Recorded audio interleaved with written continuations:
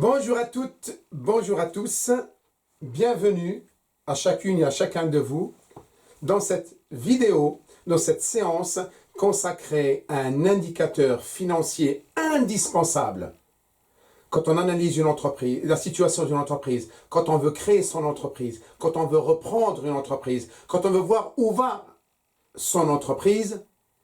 Eh bien, cet indicateur, connu sous le sigle EBE, l'excédent brut d'exploitation. C'est un indicateur indispensable qu'il faut connaître absolument quand on est intéressé par la finance, quand on est intéressé par l'analyse de la situation financière d'une entreprise, quand on est dans les commandes, dans les prises de décision. Il faut absolument connaître cet indicateur financier.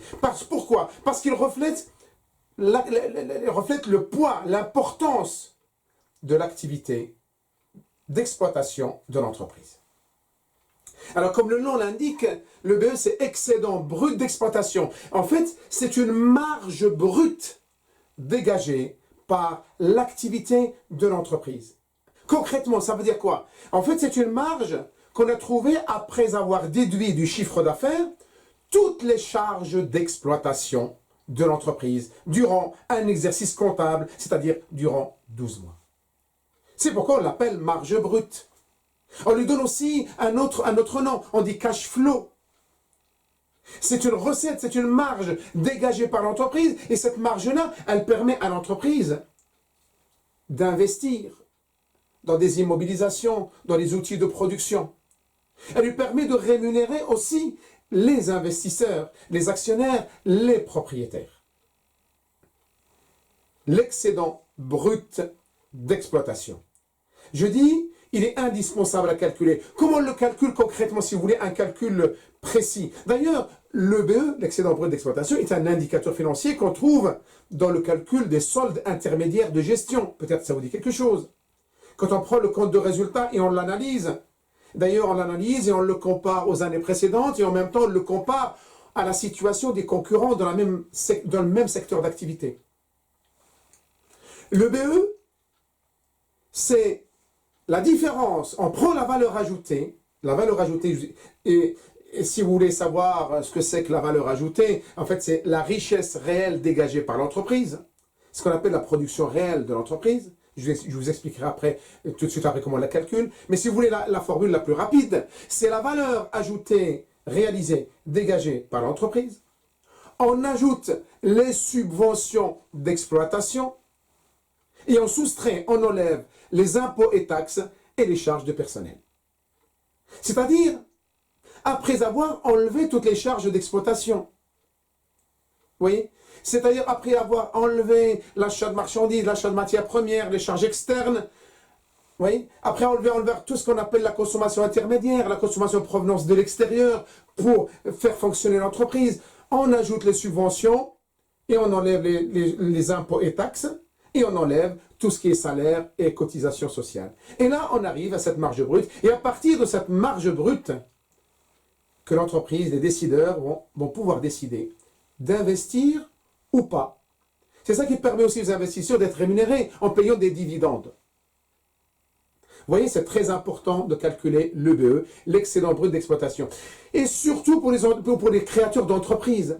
D'ailleurs, pour bénéficier d'un financement, on vous demande d'établir ce qu'on appelle un business plan, un plan d'affaires. Et bien dans ce plan d'affaires, vous devez calculer l'EBE prévisionnel sur 2, voire 3 exercices. Alors concrètement, si je veux arriver à l'EBE, voilà étape après étape. D'abord, je prends le chiffre d'affaires de l'entreprise. Ce chiffre d'affaires, il peut être en fait issu de l'activité commerciale et industrielle, s'il y a les deux dans la même entreprise. Donc je prends les ventes de marchandises, je prends les ventes de produits finis, et j'enlève tout ce qui est charge intermédiaire pour arriver à la valeur ajoutée. Je ne vous donne pas la formule exacte, mais si vous la voulez, vous pouvez toujours visiter, regarder une vidéo consacrée à la valeur ajoutée qui vous donne beaucoup de détails là-dessus, et je vous explique la formule, à quoi ça sert la valeur ajoutée. Et quand on a calculé cette valeur ajoutée, et à partir de là, on ajoute les subventions d'exploitation, qu'on trouve dans les comptes 70, partie produit du compte de résultat, et on enlève les charges, on enlève les impôts et taxes et les salaires et les cotisations sociales.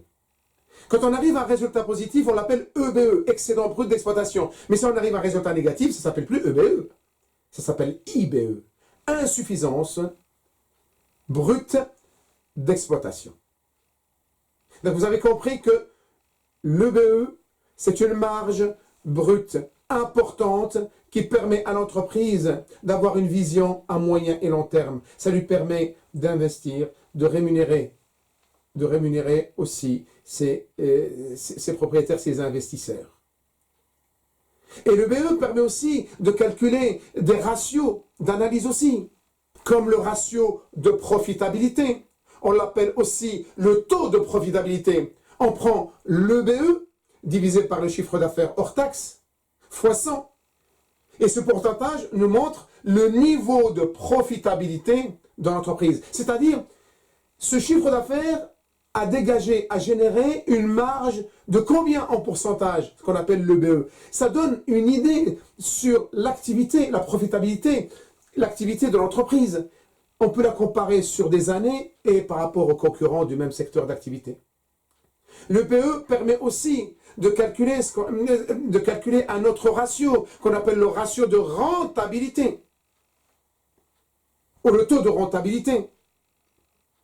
Il suffit de prendre le BE divisé par les capitaux investis et nous allons mesurer le niveau de rentabilité. C'est-à-dire, l'investissement a généré une marge de combien en pourcentage?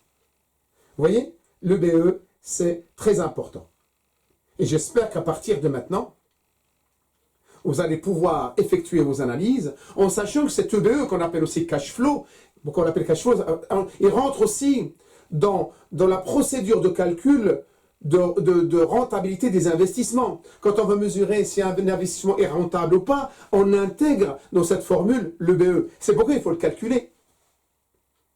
Et bien maintenant, il ne vous reste plus qu'à prendre votre compte de résultat sur plusieurs années et calculer votre excédent brut d'exploitation, le comparer par rapport aux années étudiées, le comparer par rapport aux concurrents du même secteur d'activité, calculer votre taux de rentabilité, taux de profitabilité, et là, vous pouvez prendre un avis, vous pouvez dire ce que vous pensez de la situation de l'entreprise.